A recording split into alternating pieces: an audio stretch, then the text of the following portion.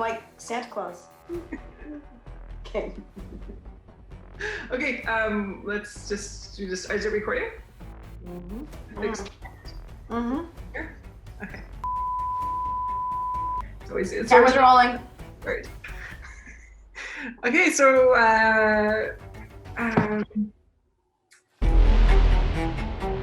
welcome to our podcast.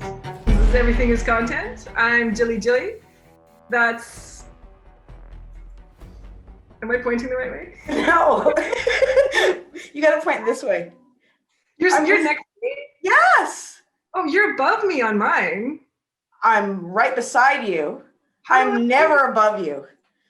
About a speaker view. Or am I? What the heck? That's weird. We just must be on different settings. Well, that's inconvenient. Exit. Well, welcome to Everything is Content. Yeah. Weird. Weird. This. Yeah. Okay. Let's start again. I say keep going. You're over here? Okay. Yes. Okay. I'm professional. I know, we're so good.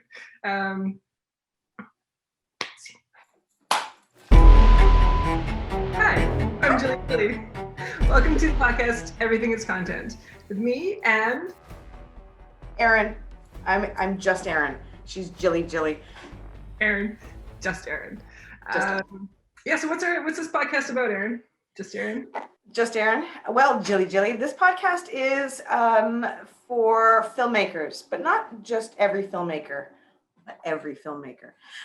We are not the plucky. Well, we're pretty plucky, but we're not like fresh out of school plucky, like with that 20-something-year-old.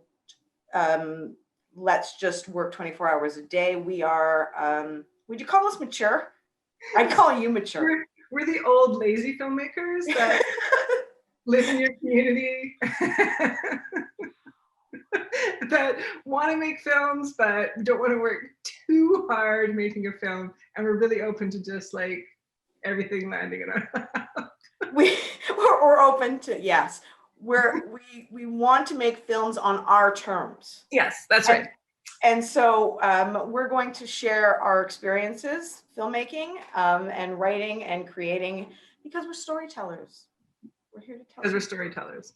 But we're also going to have in other people from the community, the filmmaking community. I'm going to do this a lot today because I'm just feeling it. And we're going to talk about films. And we're just going to have some fun and chill with you guys. It's part, we're gonna study films and look at the whole process of filmmaking. So it's part no film school, and it's part getting to know the people in the industry, and it's also just looking at, as the title says, how everything is content, and the stories and the art of communicating and sharing those stories in everyday life, right? Absolutely. And so, as you can tell already, she is the poised and the smart one of the group. She's also the pretty one. So I'm like her sidekick, is what's going to happen moving forward. You're going to learn that pretty darn fast. Target. I'm here. So she's not like just on camera. I'm here to help frame her. Is the reality. Not true, and people will just know that by listening. So we'll pretend. I will pretend that I'm smart for as long as she uses big words with multi-syllables and all sorts of things like that. I have a little lexicon here that I just go through. And I just swear. So let's talk about what you're working on right now. Yeah. Okay. So I primarily am a screenwriter. I've written 2 screenplays, and then previous to that, in other iterations of my life, I've written a lot for print and radio, and it's where I feel most comfortable. So my projects, right, I do a little bit of acting, a little bit of producer-ish stuff as well, but my favorite thing to do is to write the stories and capture the stories. And so my first screenplay is like an epic 2-hour something long, character driven study of a comedic but also evocative look at life in a small, mid-sized Canadian town. And it was like my baby, and really it took me a couple years to write because I did it really slowly, but it was an incredible process. Really, really enjoyed it. And then when I went to look at the realities of making it, it was like, you know, easily $1 million budget. And I think I had 26 characters, 32 locations. So I was a little bit more, a bit off big. And so the second one is which I'm actually still in final edits of, is a comedy horror written with a little more clear budget in mind of like 100,000, hopefully. And it's got teenagers hiking in woods, getting killed by drone cats, which I think you know what those are, right? They're like cats that have been morphed with drones. Oh yeah, I have 3. No, I am familiar with them because they're freaking awesome. Like, and you know what? This is what's really great about this idea is that the world always looks for unique content. And so I've never have I ever seen anything related to an animal strapped to a drone or turned into a drone that's going to do this. So yeah, I want. These are real. They actually exist. There's like a few gentlemen in the Netherlands who have created drone cats, which I didn't know when I came up with the story idea, but it was extremely convenient that there was actually a thing in real life and not just imagination.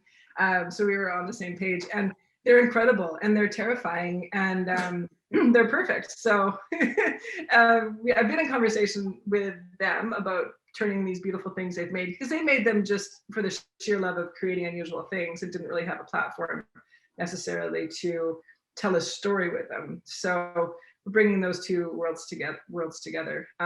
Importing stuffed cats on drones into Canada might be difficult though. So there's a couple of things that we have to work around to figure out how to bring the worlds together. But oh shit. So have you, because it's like, it feels to me like it could have like the sort of cult following like a Sharknado would. Have you seen Sharknado?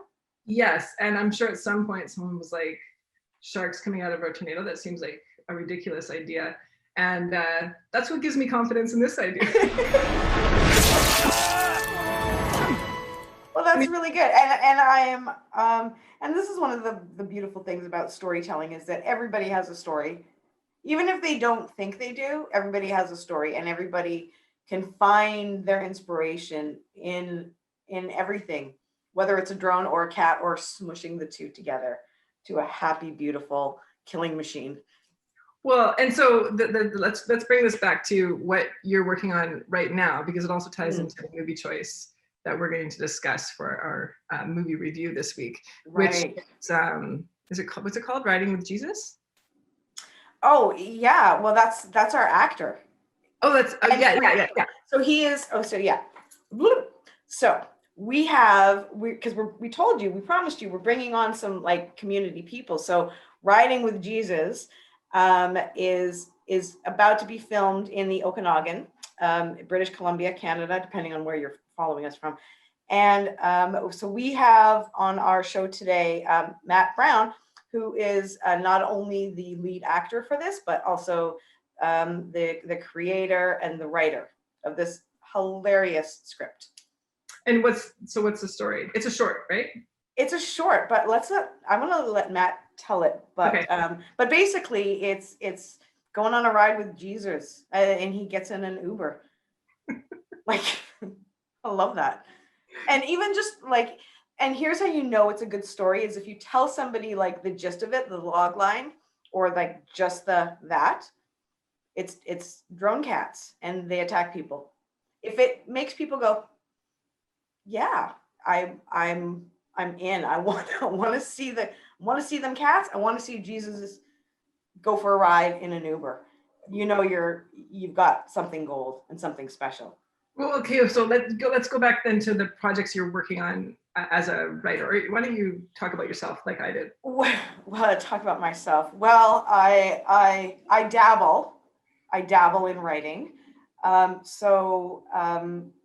currently I'm working on a pilot about a serial killer who's an all-American, really nice guy. You'd like him. I would totally date him, like in a heartbeat. I think he's. Probably have. I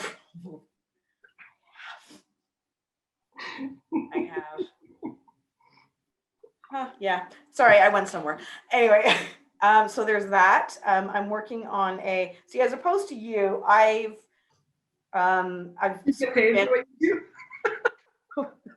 no, I've sort of, grown up in the industry, since I was 2, being surrounded by sets and things. So I've always written really low cast, low location things because I've seen from an early age what's involved with moving a set somewhere, and it's not like, I actually don't think of it as that I'm doing it because of cost reasons. I do it because I'm generally a lazy person, and I think, wow, like what a hassle, like these trucks have to come in, they load up everything and move it out. So I'm like, let's just do it all in one place. And I love the theater. And sometimes if you do the self-contained, it's got that theater intimacy, really draws your audience in. So that being said, I'm working on a horror, which is going to be a feature film and a graphic novel called The Willows. It's a horror, but it's not. The serial killer guy? Huh? That's the serial killer guy? Or this No, is it's a different one. So this is a feature. Serial killer guy is just like he feels, like he's getting some messages from God. So he's doing right by Jesus. Oh, Jesus! Look, we have a theme today. It's Jesus. But the Willows is based around a nursing, like an assisted living home, and they accidentally uncover a curse during a storm, and so it's contained. Everyone's trapped inside because they can't go out because of the blizzard, and chaos ensues. I'm working on another feature called Slip into Darkness with Dylan Playfair and his lovely bride to be Jen Araki. So he's one of the Disney kids, like from the Descendants, and he's on Letterkenny. So I'm working with them on that. Cool. So that's cool. I'm working on another feature called The Day Ted Bundy Ran Away. Kind of about a serial killer, but it's more of a drama. Oh, and then I'm working on my drama, Lemon Yellow World, which I'm hoping to get made this year. My first produced feature is set to be released in February. Anyway, I've got stuff, like I dabble. A lot of stuff. I didn't even know. Ted Bundy Walks Away, it sounds like a comedy though. It's not a comedy. It's a drama. It's a drama. It's just the title seems kind of like, oh, like, there's Ted. Yeah, he did run away. He ran away twice from jail. Did you not know this? Isn't it called He Walks Away though, or was it said like The Day Ted Bundy Ran Away? Oh, Ran Away. Okay. Okay, so number one celebrity or actor that you get people telling you that you remind them of? You know what? I'm so old right now that most of our audience probably won't get the reference, but I used to get Belinda Carlisle a lot. Oh yeah. Yeah. She got the beat. I used to. I got Joan Osborne once, but I think it was kind of like an easy go just because we both have blonde hair. But I got a lot of Kate Hudson for some reason, which she's a lot tinier than me. But again, most movie stars are. And I'm like the bulkier rugby playing cousin of Kate Hudson. That could be my role if anyone's casting for that. We could line up pretty well. Yeah, you're such a linebacker. Okay, for reference, she's like teeny tiny. She's just Gilly is, and she's just tall and Amazon-y. Yeah, you could be cast in like the next, like as one of the Amazons for what's that one with the Wonder Woman? Was it Wonder Woman? Who has Amazons? Yeah. Are they called Amazons? Yeah. That could be her. Amazons in the Theatre Kelowna's production of Peter Pan, where they changed the roles of Tiger Lily and you know, in the original Peter Pan, it was they called them Indians of whatever, Never Neverland. And so they changed it to Amazonians. And after trying out and hoping for, you know, the part of the mother of Wendy or something that would be beautiful, I was cast as an Amazon and was requested to belly dance. I'm not kidding. This is after 3 kids and like mid-30s. And the lead, the girl who got the part of Tiger Lily, was a like 5'4", size 0, beautiful, gorgeous girl, huge smile, and a trained belly dancer. So she would belly dance, and then myself and my friend Rochelle would come out behind her, and then we would sort of do the backup belly dancing with like literally no training. Well, we practiced like crazy on our own. I looked like I was getting electrocuted as I did the belly dancing. Luckily, most people weren't looking at me anyway. They were looking at our lead. And it was a really good lesson in being humbled by one's size and capacity to move in a fluid fashion in front of hundreds of families and young kids. It was good. I got over like a good lesson. Yeah. It's a good lesson. Yeah. Speaking of lessons, should we discuss our movie of the week? Yes. And for our listeners, just, you know, this is our first podcast, so we may have talked way too long at the beginning, and hopefully if you are still listening, you're not totally Erin might edit it out a little bit. Or we could just edit it out. That's too. So, but just want to put a little note in there that we might get to the movie stuff. We'll get better. We'll get way better. Eventually we'll run out of stories. Actually, I doubt that. Okay, so movie of the week. It's times when we're all stuck at home still right now for the foreseeable future. So you may as well get good at the things that you do at home. And movie watching, of course, should definitely be one of them. And I think, you know, in general, most people like to turn a movie on and tune out. But at least my experience is when I do have a little bit of extra knowledge of the behind the scenes, the making of, or just even some kind of commentary on the movie, it's, especially before I've watched it, it just adds a certain depth of enjoyment or a different way to look at it. So I'm really stoked to do some reviews or thoughts on.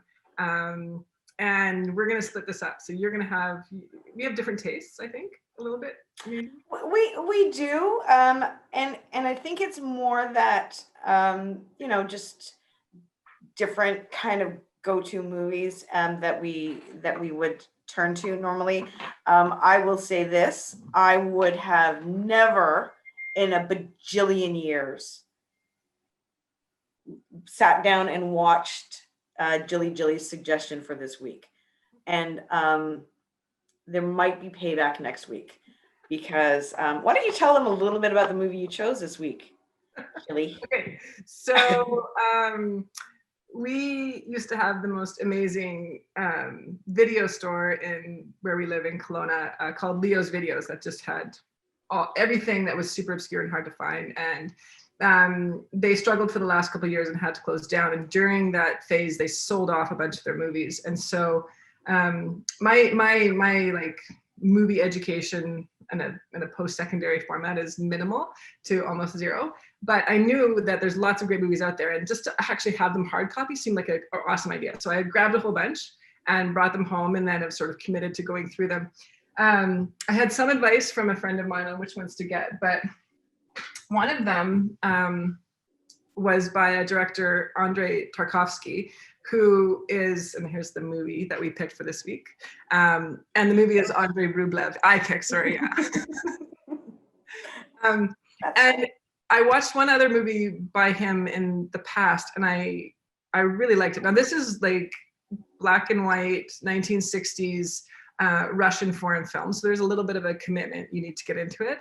But so the first movie I watched, I had mentioned it to my son. I have a son who's in 3rd year university right now, and he sent me this book for I think it was my birthday, shortly after, like a year ago. And it's by the director. He discusses sort of his philosophy as a director and as an artist, and it is brilliant.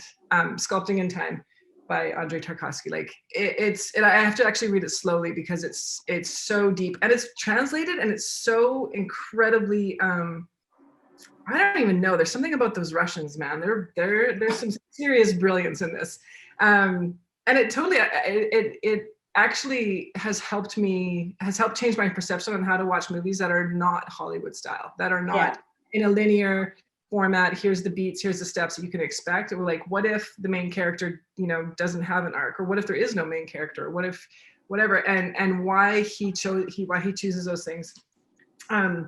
As methods of making it. Anyway, so we can come back to some of the explanation by it. But this was the movie. So I have the Criterion Collection director's cut, which is 205 minutes. And it was originally released, I think it was 1966, and then it was immediately banned by the Soviet government, who at the time was, I think that was like under communism, right? Like it was, there was no sort of church allowed, or it was very, very anti-church. So because it deals with concepts, right? A church and state, and also all sorts of issues from, the movie is set in the 1400s. So it's a Russian foreign film in black and white that's over 3 hours long, set in the 1400s, medieval times in Russia, and portraying the struggle between church and state and military, and following sort of the life of a monk named Andrei Rublev, who was a real monk in real life, who was an icon painter, and his own struggles with resolving, issues of art and religion, and his own way of being. Sounds perfect for like Sunday night movie watching, I had to split it up over 2 days. Yeah, that's fair. That's fair. Let's go ahead. Tell me. So what did you like? What did you think of it? Did you walk away and go, "Ah, that was great"? I don't think I'm done with it yet. I actually was just starting to watch the director's commentary and stuff. So it's not the kind of movie. I wouldn't say I watched it and was like stimulated in the kind of way I would be just watching, like, let's just go back to Wonder Woman or whatever. It wasn't a high action film in that way. However, that being said, and because I was sort of watching it through the lens of this idea of, so Tarkovsky has a belief that rather than spell everything out for the audience, rather than show you how you should feel or follow the tropes of a certain sort of storyline so you're anticipating and expecting, which is what we rely on in typical like Hollywood films, he thinks it should be left undone. So that his job as a director, and I could be kind of wrong in this as well. I just want to say that I'm just learning. So someone who actually has studied Tarkovsky for years could be like, no. But my understanding from the little that I've learned so far is that he wants people to come up the audience to come up with their own conclusions. And so his job is to create an emotional response, is to refer to someone's psychological state rather than explain it and what's going on. And this film in particular, as we follow the life of the monk, the story is told in all these little sort of vignettes, these 8 different short stories. Yeah. And some of them are contemporary around him. Some of them are just to show the struggles of Russia. But they're all sort of done from what would have been his own view, which he then, used when he painted, or in some of the like his motivation and his lack of motivation, because he stopped painting the icons for a while, lost his faith, and then regained it. There being open for interpretation and watching something where I was more responsible for the impressions that it made, it takes a while. It probably takes 3 hours to get your brain around that, because I'm so trained to just be fed something and anticipate and know and get the rewards. So this is a very, very different. Oh yeah, like you have to think about this one. So for starters, my first takeaway is there's something lost in translation between either the subtitles and the guy typing that in, or just the translation, because here are some of the sentences that I took from it that I made note of that I thought, really? But there are some really good parts of this movie as well. So your Cossack was tacky. My pate is splitting. Where is the drying oil? And the paints are so quiet. What about the women gave their hair to the Tartars? I thought that was there was some moments. And here you mentioned about the little like vignettes or these little like episodes through the whole thing. And also having to and actually I think you're going to be really proud of this takeaway from this kid. So the very first little segment is of a guy straps himself to a hot air balloon. Yeah. Okay. We don't know his name, and I did rewatch it to confirm this. We don't know his name. We don't know who he is, and we never ever see him again. Like he is out. And he with the camera is flying above everybody and watching it, and then crashes to the ground. And then that's it. Like we never deal with it again. But then I start thinking about the guy Rublev, Andrei Rublev. You sort of go into watching something like this thinking, oh, by the end of it, like, you know, with Muhammad Ali or any of the other biography type style movies out there, that we're going to learn more about this famous painter. We don't really. Like I didn't personally learn anything about who he was, but what we did learn was what his community thought of him. Yeah, you know what? That's super fair. And so here's what I thought the beginning part meant. The camera is up, looking over everything, overseeing things, much like, and from that perspective. So instead of doing it from the perspective of this is Andrei Rublev, it's more from the overview of what the entire community created of him. That's all I have. Wait. Okay. On that note, originally in the first script, it was a man with wings on jumping off of the top of the building, and his death. Yeah, and then Tarkovsky thought that was a little bit too literal, a little bit too sort of Icarus, like referencing the Greek character, and he didn't want to be that. He didn't want to be feeding something that's already been fed to people, so he switched it to the hot air balloon. Still wanting this flight in this crash scene, and I love how you relate. That totally makes it fits for me mentally. Like you sort of have the overview, and then you have the fall, and then the scene of the horse, which was supposed to represent life, the rolling horse, which became actually an iconic symbol in Tarkovsky's work. So that's right. Then there was the horse, but there was some visually like that scene was pre-steady cams, man. So it is not smooth.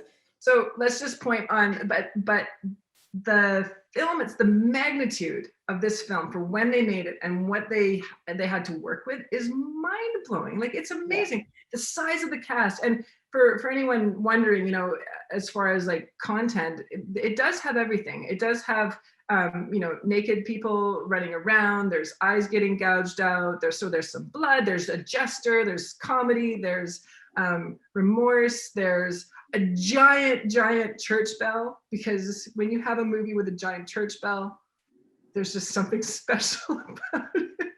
At around the 1 hour point, as I was tuning in, there's that woman that just gets in the lake naked and just starts swimming. Yes. Well, she was being chased. She was being chased. Here's the point. The guy's in the boat. Just ride by. Yeah, like nothing. Well, they were kind of Like it's embarrassed. like an everyday occurrence. Yeah, they didn't want to be involved. Like, you know, those were the pagans, and then they're getting chased, and they don't want to be involved. So they're just kind of like, yeah, we don't know her. She's not with us, even though she's saved. Anyway, we don't want to give the whole film away because this is obviously extremely. Oh yeah, no, we don't. But there were some visually cool bits that we can end on. But yeah, but I do want to say the final scene about titled "The Bell." Back to the your spell. I actually that was my favorite vignette, and there was a part when the boy was like crying that I was completely moved. In fact, something in it I could totally relate to, even though I have never been a teenage Russian boy building a giant bell in medieval times. There was something evocative in that nailed it for me. That was just like, whoa, I haven't felt something that strong unexpectedly. And I think that's the key too with films of this style, is that when you are emotionally pulled, you're not expecting it, because it's not following any pattern that's taught you when it's going to happen. There's no musical build up that here's the sad part of the scary part. And sometimes something can just happen and you're just like, huh. And that's rare in cinema, and I found it extremely rewarding. So yeah, I did enjoy the last as well. And there's some of the coolest visuals were there as well. Mind you, like I think it was the second or third, or maybe the third or fourth vignette when they have that like giant wall of wood when they're like leaving town to go to Moscow, and there's like that he's just walking past that giant wall of stacked wood. I don't know why, but visually for me that was really cool. And the next coolest, like visually, that I was just like, oh, I love the story that the pictures are telling. In fact, sometimes I honestly felt like had I turned off the subtitles and just sort of built my own story around the visuals that were being shown, it probably would have, because like they had this scene, not to give it away too much, but it doesn't really, where they're pouring the metal and it's going down those funnels, and the boy is like at the front of it. It was very Lord of the Rings. I thought the fires of Mordor kind of. Oh yeah, it was so cool. It was just amazing. And even that other scene where they interesting pick, would not have, and this is one of the joys of you, Gilly, is that yeah, you will enlighten us immensely by your presence. Wait for next week, kids. What is our pick for what's the movie that? You know what? I do have one, but I need to confirm whether or not we can access it easily online. Like we can buy it, but I have a couple picks, and I will let you know après le show. So it'll be a surprise for our viewers. But let's just say my background is in horror. Well, hold on. So we're not going to let people. What if people want to watch it? We have to tell. Or we're going to. What I'll do is I'll put it. I will put the little. When I edit, I will put that in there. But then I can't put an emotional reaction to it. You'll. Okay, so one I was told to share is GUMMO. From 1997. Is that the one with the ear? The I've never seen it. No, I'm thinking of. You don't know, and do you know any details about it? I recognize the name. It's highly controversial, apparently very creepy and disturbing. Hang on, let's just pull this up, and then we should bring Matt on. Oh yeah, he's got to go. We should, but hang on, let me just. So it was made in 1997. Yeah. Yes. Teen friends. Yeah. Navigate the. It's we should put up. It's that picture because I never forgot. Like remember that when that you look up. See. Yeah. That's there you go. So I haven't seen it. All I know is that it's creepy. And it's not even a horror. It's a drama indie film, but it will check some boxes for me because apparently it's creepy. So I enjoy exploration into the dark. He does. He wears rabbit ears in it. I've seen this, but I just remember the rabbit ears, and I remember going to parties afterwards and wanting to wear a set of rabbit ears, which I'm wondering what that says about me. We should give, it only got 36% on Rotten. We shouldn't even say that. We should never prejudge by Rotten Tomatoes ratings. But I would like to give, can we just give Andrei Rublev our own stars out of 10? We should do Sure. What are we gonna do stars? Seems Well, so pedestrian for us. Come on. yeah, let's apples. I don't know what. Golden apples. I have one. Wait. Because we are from the Okanagan, kids. So Lots of orchids here. So yeah. So how wait. Oh my God. one film per year will get the great golden apple of the best film of the year. Exactly. You can go back on. So I'm gonna give Andrei, I'm gonna give it 8 apples for me, because it's really great. Wow, that was great. It's really great. That's my that's my quote for the Movie Critics Awards. What's your rating? I will say, I can't be as generous, but I will say 7 apples. 7, because this is where we're gonna be rating all the future movies from too, because the starting one sort of peg the spot. I'll give it 7 apples. All right, good. So let's bring. It was about 2 hours too long. What about another apple? But there are shorter versions. I just punished you with the longest, so you had the full spectrum of what that director wants. Okay, let's bring on our guest. Are we gonna read like a bio, or play a little music to? I got nothing. So what? Here, I know Matt. You know Matt. There's Matt. Oh, it's gone. Matt, doesn't stay long. That was it. 2 words. Oh, hello, Matt Brown. I'm supposed to send bio. Welcome. Welcome to Everything is Content. Give us your log line, Matt, of who are you? If the movie was Matt Brown, what would it be about?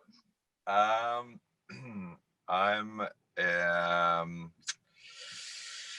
passionate father, self-proclaimed artist since the age of 4, who is probably mostly known as an actor in the acting or in the film and theater world. True story. I've heard many things about Matt since I've moved to the Okanagan, and it usually involves, if there's like something, an acting position, and somebody needs a role, we can always get Matt Brown. Is the thing that I hear a lot of, is that he's a sure thing. He's a sure thing. Yeah. You don't even have to buy him dinner. He's just there. Yeah. So we're going to talk today about some of your other passions, and that the writing and the creating. And hold on, before we start though, can we just ask you? I don't know if you were listening to us up until now, Matt, but have you seen Andrei Rublev? But no, I haven't. I am familiar with Tarkovsky because we had to study. It was part of our Russian study in film history in university. And one of the other programs I took, to be bluntly honest, unless I saw a title that I remembered covering of his, I really just don't remember anything. Nothing? Yeah. And do you remember anything of the Russians, like in your film? I don't even remember my lines. I usually show up on set and I kind of whisper to the director when I first meet them. I'm like, I'm a terrible actor and I don't know my lines, so I'm just gonna kind of just work with me. I'm gonna make it up as I go, and yeah, usually it works out. You're a director too, though, right? Like you've directed your own works as well. I love many things, I think. Yeah. Right? Yeah. So you can speak. Erin would say I dabble. You dabble. Dabble. What's from your director's perspective then? What is just like really briefly your viewpoint on movies that don't follow the generic sort of storyline? Have you ever yourself created a piece that was more, I don't know, of an observation or just sort of out of the usual parameters? And if so, why did you do that way? Was it successful? That's a great question. And I was listening in and got really excited when you covered that area, because one of the things I appreciate in films is when it is left to the audience. And I really like the way that you kind of unfolded and tackled that. I don't think I'm as articulate as what you were saying, Gilly, but I love breaking sort of out of formula. And I have a thought that is kind of like baking. Baking requires certain things to work in order to have something at the end that can be enjoyed.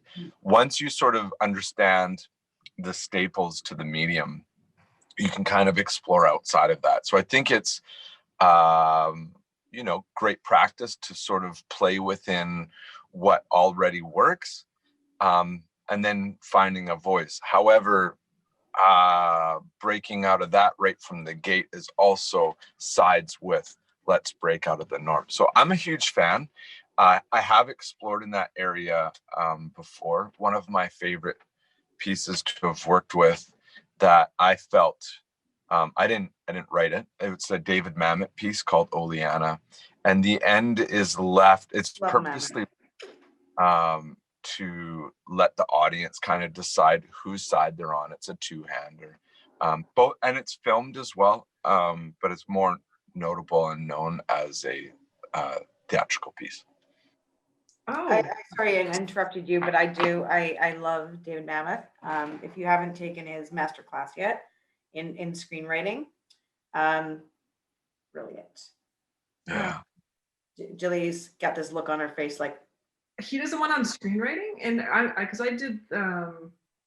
did the master class, but with Aaron Sorkin. I didn't realize there was one with David Mamet. oh yeah. On I think it's on dramatic writing, but he's great. Love him, and he's awesome. Fully Cool. appreciate. We should do that. We should talk about really cool classes. Anyway, so you have recently created, or I don't know, when did you write Jesus, and what can you tell us about writing with Jesus? Well, let's sum it up first about what it's about, and then take us into the process. Oh gosh, Erin's log line was better than mine, but so the premise is what happens as an Uber driver when you don't know and don't necessarily control who your clientele is. What happens when someone pops in of notoriety or celebrityism or Jesus. And I kind of just, it was one of those thoughts in my head of playing around with the what if and just kind of giggling and enjoying that thought process, and just committing to writing it down on paper and exploring that. That was half of it. The other half of it kind of was more from a logistical point. Did that suffice for a log line? Yeah. Where can I know where he's going? Like, where does Jesus need to ride to? Yeah, so he's headed to the M&J motel. So there's some stuff some cheeky stuff that's a little bit on the nose in there. M&J isn't explained in the script, and that kind of goes with what you were saying before, and I want to sort of tie back. I think treating your audience with respect is really important in writing and directing, and then following suit in your acting. I think stuff that's on the nose can and should be exploited in a way of like a cheekiness or winking, but that you can hide Easter eggs and you can put stuff in there so that multiple things. A, you're trusting your audience, but B, maybe there's a reason to watch it a second time. I've really enjoyed the films in my lifetime that I've gone back and discovered new things. So Jesus is heading to M&J, the initials for his parents, a little hotel that they own. So I think, for to think about worlds outside of maybe what we know in terms of stories and what what happened after the last chapter and after the end credits. So Mary and Joseph, after sleeping in a barn once, I think they just decided it was suited to get into the hotel industry, maybe. He was a carpenter too, wasn't he? Like, well, he's going to help them with some cabinets. Well, see, this has a little changey poo there. But anyways, I'm giving away too much. It's a short film, and I've just told you like an All of entire it. 8 pages of it. Okay. Okay, so give us the overview of like what you're doing on a budget. How many days? Is this house tiny, small, big? What? How are we gonna make it happen? Yeah, great. Great question. So budget-wise, I mean, I should say that the other half of kind of creating this is, as an actor, you know, your demo reel is one of your most important tools in terms of showcasing what your range is. And my demo reel just doesn't have anything in the strength of comedy on it. I get a little bit more typecast and thriller type stuff, and maybe dark, edgier stuff often, or at least where my credits are. So I wanted to write something that I might be able to be in and get demo reel footage. That, and I say that's part of it because it wasn't to just do that. There's also you know, festival circuit in mind and stuff like that. Now, since that inception, it's grown considerably. So I don't necessarily have a final answer for you. I imagine this being able to be shot, whether things are in kind. I still think if everything was being paid for, it's kind of like probably a 10K budget piece. It runs, I think 8.5 pages right now, and general rule of thumb in film is a minute per page. So imagine this is going to float somewhere just under the 10-minute mark as a final piece. It takes place in a car, of course, that's the premise. So there's the logistics of that and tackling the fun art of pretending. So there's kind of 3 common, more typical ways to shooting car scenes in the film world. One is that you have a car rigging system where you have cameras attached to the car and you're driving around. It's okay if you're on maybe a studio lot or something, or a very controlled environment. So, you know, roads are closed down and stuff, because often the actor's the driver, at least for some shots, and you want to make sure everybody's safe. And then you're hooking up expensive equipment to the car. The second way, which is the most expensive, is to do a car trailer version. So you have the car on a trailer, and the trailer's big enough that you have cameras set up in and around, and it looks like they're driving because you're using the real outside world and you're actually moving. And then, which is, like I mentioned, it's very expensive. Then the third way to do it is to do what's called the poor man's process, which you are in a studio, a soundstage, a garage, and you're setting up screens around with projector screens or green screen, but projector screens specifically in poor man's, and you're projecting what's called plates. So pre-shot movement that's usually shot out of a vehicle, a moving vehicle, and you have actual lights in and around moving and creating the feel of a car being affected by these lights.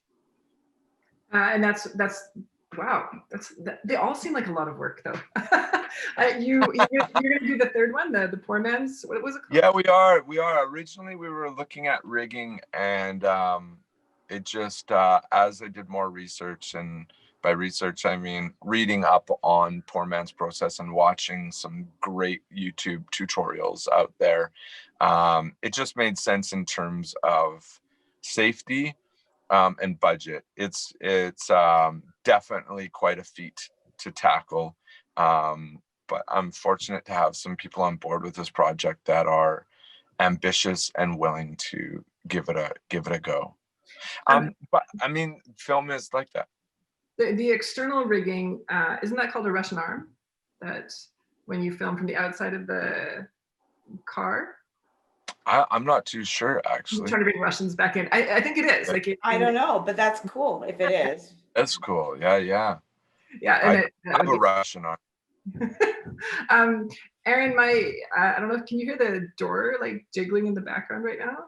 Of my house? No, in my house. No, I'm hearing the construction outside and I'm like, I'm sorry, guys. Yeah.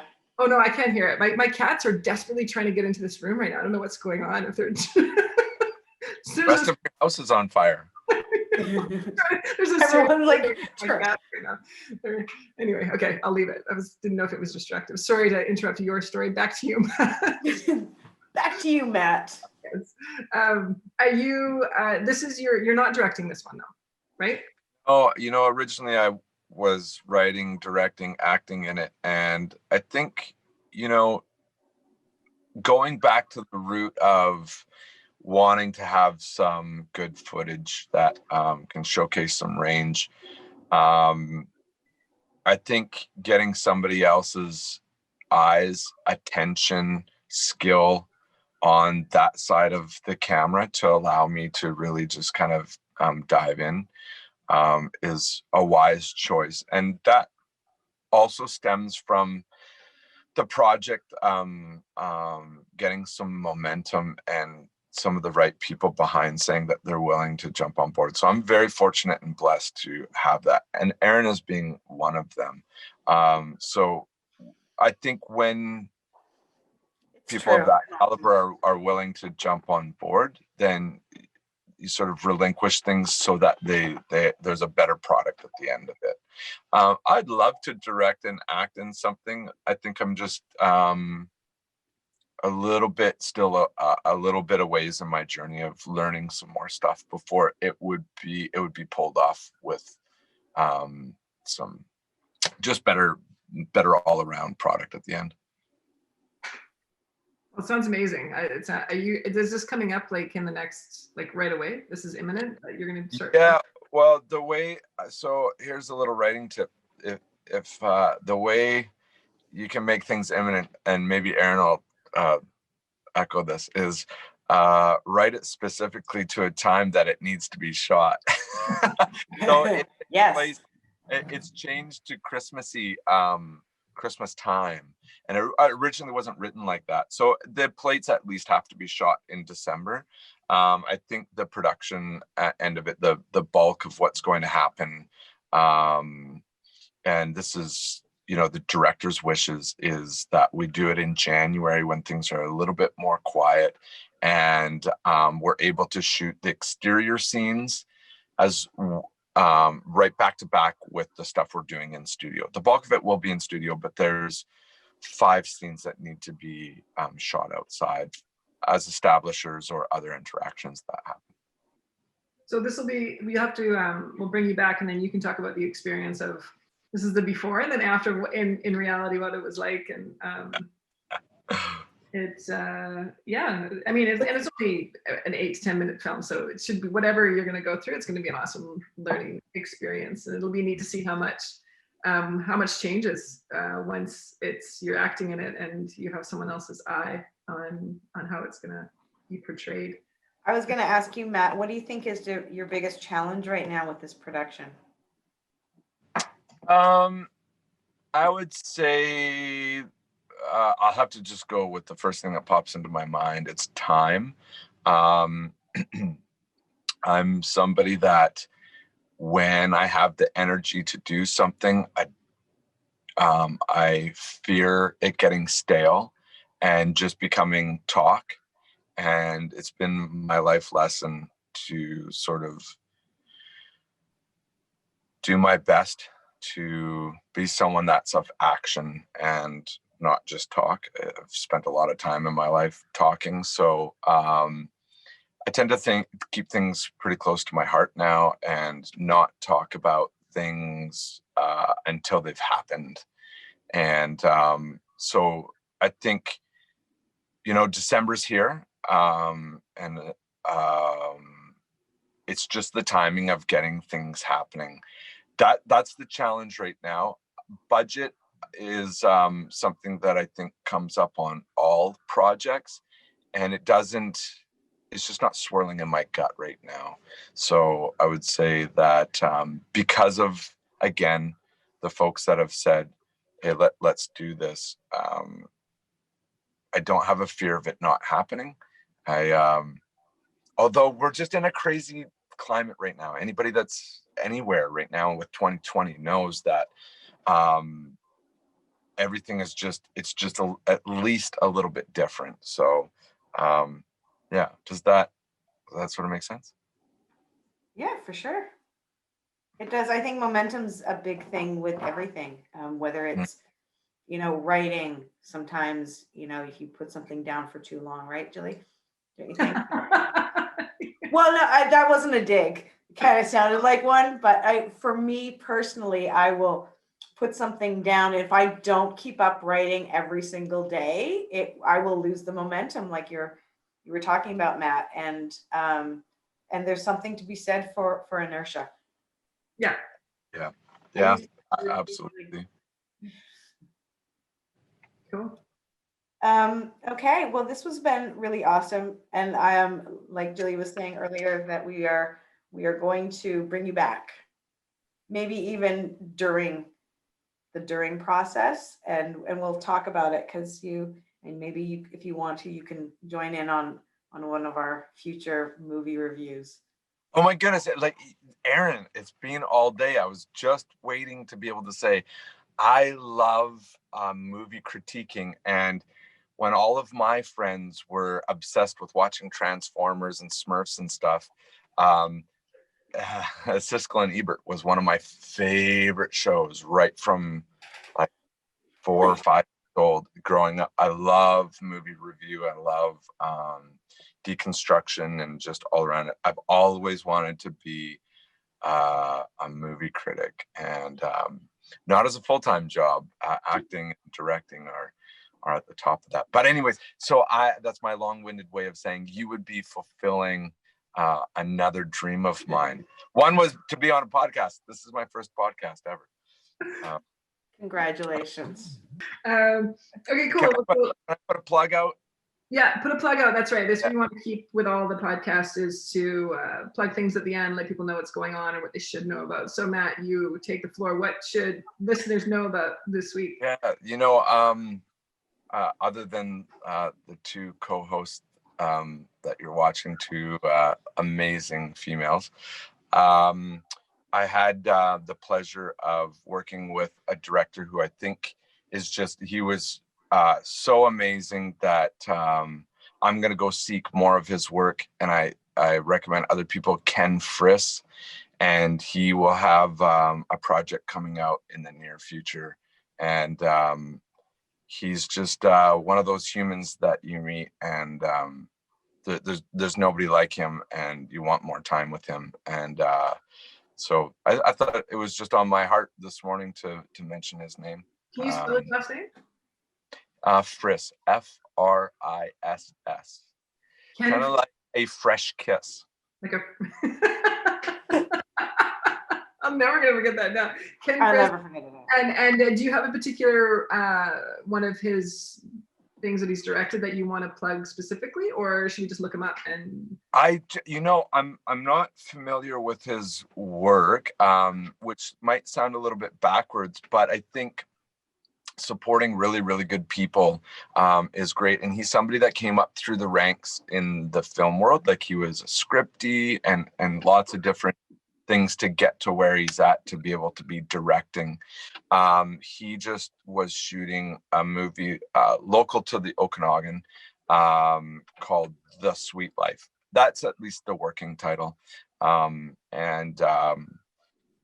It's important, if actors out there are watching, to seek certain people to work with, because they can be the reason that you have a great day on set, which can turn into, great performances. There's an environment, and it's hard to play, but it's fun to play, but it's filming stuff on every angle, I believe. So I think the people who are going out of their way to make difficult situations a fun environment are definitely worth mentioning. And as an aspiring director myself, I took a lot of pages out of his book in terms of making everybody comfortable in situations that can be pretty tense, and I've seen way more often go the other way, because things are just so unpredictable, whether the power goes out in the middle of shooting, and the way you handle yourself in those situations, it's just all going to trickle downhill. So 100%. Yeah. That's really cool, especially with these movies of the week, or the movies that are coming in and sort of have a strict timeline and turnaround. And it's really nice to hear some names of people who would be great to work with, or for other people who want to audition, or to hear if Ken's directing, that it was a really great experience. Yeah. So before we say goodbye to one another, the other thing that I wanted to bring to both your attentions and anyone who's watching is that if you live in Canada, there is some funding that's available right now and opening up. The Harold Greenberg Fund, there's a few things opening. One window just closed for BC, but you have until March, I think, for this another round, which is you can submit a bunch of things, and if you have a short that can be converted into a feature, it's $32,000 that they will support you with. So check out the Harold Greenberg Fund if you haven't. They've got a lot of really great programs and accessible funding avenues for people that are just breaking in. So the $30,000 is to create the short, right? Which would then be expanded. To create the short that would be used as a calling card for proof of concept, POC, for those in the know. And yeah, it's a great opportunity, because $32,000 to make a 10-minute short is it's not bad. It kind of sounds like perfect for you, Matt. So it's title around here. I have a friend who got the Harold Greenberg Fund. It's great. It's an amazing fund, and there's a lot of different opportunities, not just for shorts, but there's other things as well. Yeah, absolutely. People making videos, good content. We can put a link to that somewhere too. Hey, Erin? Yeah, we sure can. We're good that way. I'm getting on that note. Gilly. Yes. Shall we sign off? Yes, sign off. Thank you, Matt. That was awesome. Thank you for having me. Really appreciate it. Thank you. And thank you to all of our, I was going to say new and old listeners, but you'll all be new. Thanks to anyone at all who watched this far. That's amazing. And you. We should send you some swag. From writing with Jesus 6 months from now. Yeah. I do have a shirt design. We can do that. Let's do that. Okay, so if you like and share our podcast and have a comment below, your name will go into a draw for swag from either Riding with Jesus or Everything is Content. Cool. We'll see which comes first, but you'll get it down the road. Anyway, thank you so much, everybody. Until next week. See ya. Bye. Bye.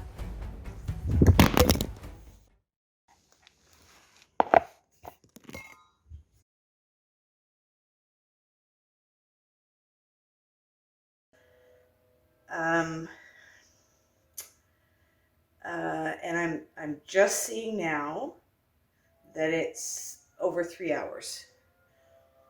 Wow. And so far, we're about 3 minutes in, and it's all just been Russian subtitles and like credits rolling. So this is gonna be fun. I'm gonna pretty much guess that I'm gonna have to watch this in stages though.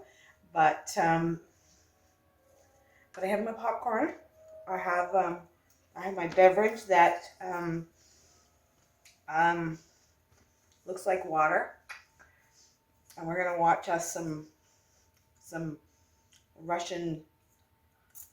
How long are these credits? Jesus.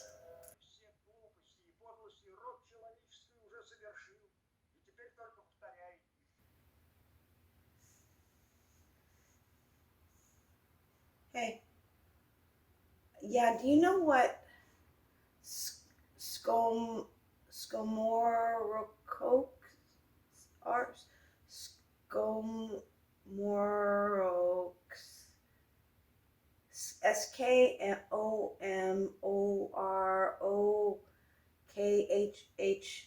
I did try to Google it. I can't look away because I have to read. I have to read the movie.